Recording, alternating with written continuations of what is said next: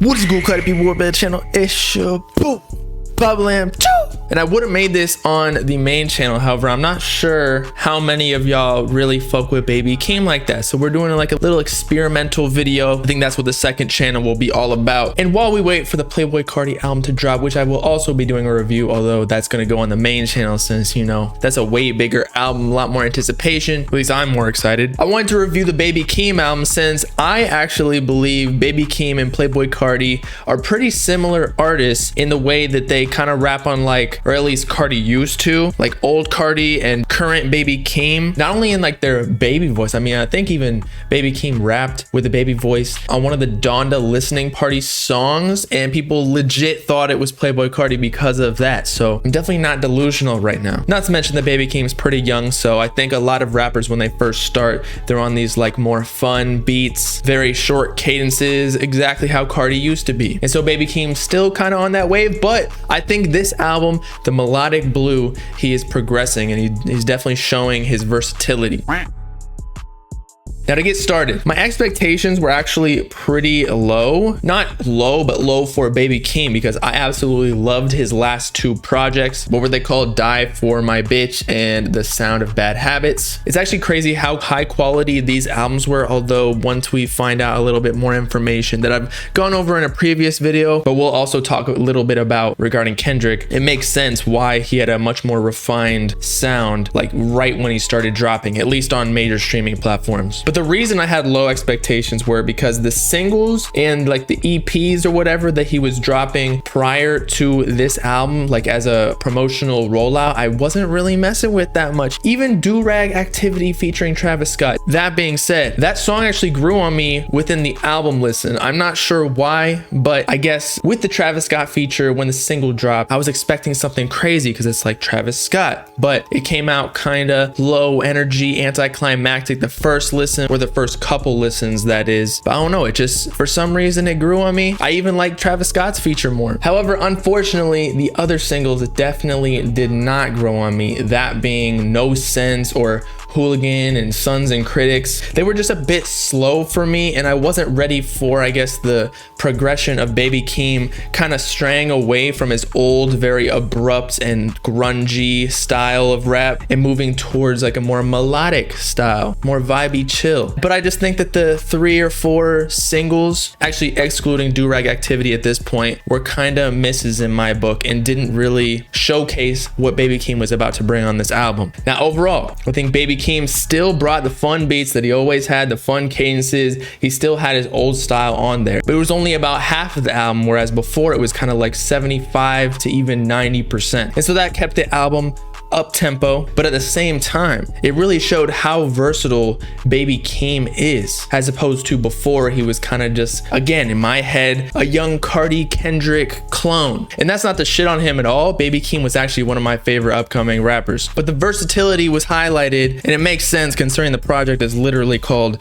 The Melodic Blue, because I think the main thing Baby Keem wanted to show on this album was like his vocals. He was actually singing on the mic, although there was a lot of auto-tune, but still, that's just like rap nowadays, and if you can use auto-tune well, you're basically a good singer. And that's not to say that his previous albums he didn't sing or use vocal melodies, but it was to a much greater extent on this one. And for sure, there were way less distorted 808s like he had in previous projects, like the, you know, South Florida sound. I think it could have used a little bit more of that, just because I loved that about Baby Keem back in the day, but we can always go back and listen to those every day if I want to. But something significant to note is that Baby Keem on this project finally got the cosign from Kendrick Lamar. Now, and by that I mean he got 2 features by the legend himself. And this was to be expected because, as we found out in a previous video, Baby Keem and Kendrick Lamar are actually cousins. Baby Keem has produced for Kendrick Lamar on the soundtrack of Black Panther, I believe. And so that's where all the industry plant claims came from, given that, as I was speaking about a little bit before, Baby Keem's quality right out the gate was super high quality. And so then people were saying Kendrick Lamar might even be ghostwriting for Baby Keem because his voice and cadences kind of sounds like one alter ego that Kendrick Lamar has used in the past. And since Kendrick Lamar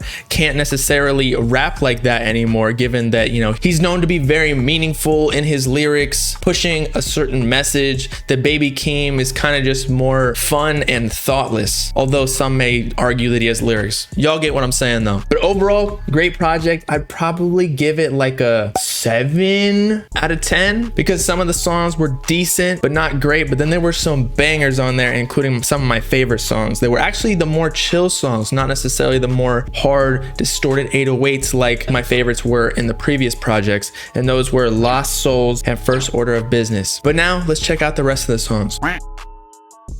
And then firstly, Trademark USA was a great intro, coming out super hard and swift like my dick, but not like your average intro, which kind of is anticlimactic, just somebody trying to spit out as much lyrics as possible about what's going to be coming in the project. Whereas Scapegoats kind of sounds like that, where it's almost like a monologue, if you will. But since that sounded like an intro to me, I just don't even listen to that. Pussy tight, babe. Put that shit inside, babe. Pink Panties is actually another one of my favorite songs on the project, in that it kind of sounds like a little dancey vibe, like you're Jamaican. I don't even know what influences came from, but it's fast paced. You know the bitch is gonna like this in the club or at the bars. But now we got the first feature from Kendrick Lamar, Range Brothers, which kind of starts off with some distorted 808s, but then it kind of fades off a little bit. But at the very beginning, there was this one flow that Baby Keem was using where he was like, girlfriend, which it was crazy. Yes, it has auto-tune. Yes, your parents would probably be like, this is trash, because for some reason they don't like auto-tune. And people are gonna hate me for saying this, but I feel like sometimes Kendrick Lamar features sound very out of place and like undermixed or something. Like, I just don't get it. Like, on his own projects, he is phenomenal, one of the greatest artists ever, but like, let's get this shit, let's get this shit, let's get this shit, top of the morning, top of the morning, top of the morning. Like, it's a good meme, yeah, but like, what the fuck is he saying, bro? It just isn't that good, in my opinion. And I think that happens with Family Ties too, if I remember correctly, but I'm gonna listen to it again and then give my opinion once we get to that part of the album. Issues is actually one of the first songs that you really feel that emotional Baby Keem that we really have not gotten before, other than I think one of the singles prior to the album. Just like a nice chill song while you're driving home late at night, but during the day that's a no-go because I ain't trying to be sad. And my bitch is going back, shawty, use the bitch as a prop. Gorgeous is a decent song. I don't think it's anything crazy, but I will put it on the shuffle. Baby Keem shows his vocals once again. Gorgeous. But now in South Africa, we get back the old Baby Keem. I can turn you on in an instant. Where it's a very simple beat, kind of just like a piano, some drums, some kicks, whatever. Maybe like a catchy hook in there, but then he has the short cadences in the middle and the verses, where after every line you can kind of throw in your own ad-libs. Everybody loves those songs, come on. You see that bitch right? And as mentioned before, Lost Souls is honestly the best song on the project. I don't care what anybody says. I know it has less streams than the rest, but this is one of those songs that just makes you feel like you driving in a fucking exotic car on some highway in LA at night. You see the bright lights on the buildings. It's all super colorful. You got a bad bitch right next to you, maybe her hand on your thigh. You just cruising, feeling like a, I don't even know, pimp. Like you got your own prostitution ring, bro. You bringing in money. Don't tell your mom though. She won't be very excited for you. Don't be mad. Tit for tat. Boco was another one of those songs similar to Pink Panties, but I think it's gonna be less successful. Pink Panties is a better song in my opinion. Well, actually, maybe because Don Toliver is on the feature and he's a super big pop artist, it'll probably do well, but I personally don't like it as much as Pink Panties. But this is another one of those songs that's gonna do well in like the Spanish market, kind of with that like 3-step cadence. So I'll just say it's a decent song at best. Nothing crazy. In a 97 bomb with the windows tinted. And then we get another Kendrick Lamar feature where I listen to it over again. I stick with my opinion from before, and that when Kendrick comes on features of other rappers, he just sounds, again, undermixed. And the flow is just weird. I understand he's trying to out-rap them and whatever, but I think Baby Keem low-key washed him in flow. And at the beginning of the verse, it's like, smoking on your top 5 tonight. I don't think he's smoking on any of the top 5s right now. And I think Freddie Gibbs even called him out. I was like, no, you ain't even smoking on one. Although Freddie Gibbs is not number 1 to me, but maybe for lyrics, I don't listen to him.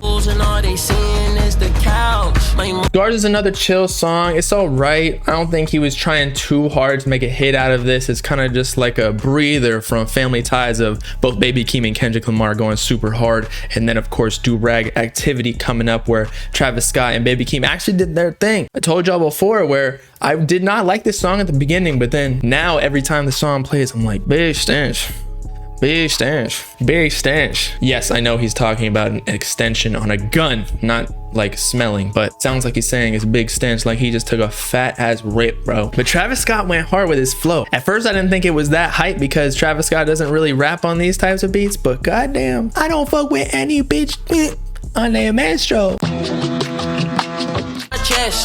Boom Man sounds like it was a song that should have been from the I don't even know, 40s or something. Like cowboys like pulling out their guns real quick to shoot at each other, walk into the bar with fucking what are they called, like blades on the back of their shoes. I didn't really particularly like this song. I could see how other people would, but look, I actually thought this was the worst song on the album and it has the least streams, so makes sense, y'all. Again, I am not delusional.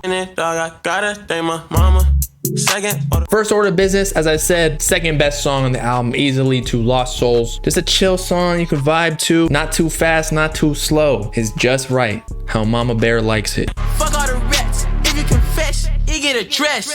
And actually listening over again, I think Vent is my third favorite song. So they were packing the end of this album in that it's not distorted 808s, but it's a very similar flow to Baby Keem's old or younger rap style was, I guess, with a more progressed beat, more mainstream, if you will. Maybe that's what they're trying to do. Actually, that is what they are trying to do. Every label tries to do that, make their artists as big as possible, acquire as many listeners as they can, and that comes with mixing and matching different styles of music.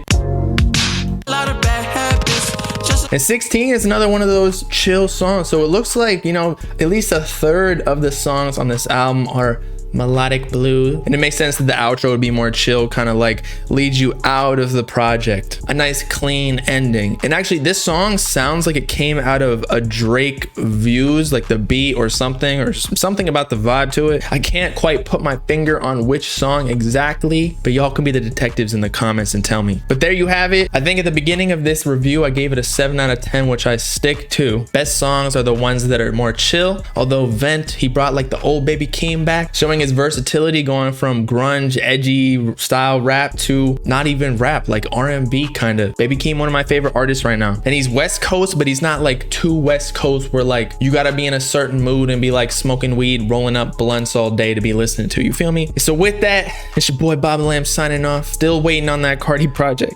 I'm strictly listening to Uzi today and tomorrow if he don't drop, I swear to God, and Iggy. I'm gonna literally be torturing myself. But y'all let me know in the comments what you thought about the Baby Keem project. Make sure to like and subscribe to join the Bob gang if you with it. Peace out, people. Know what I'm saying?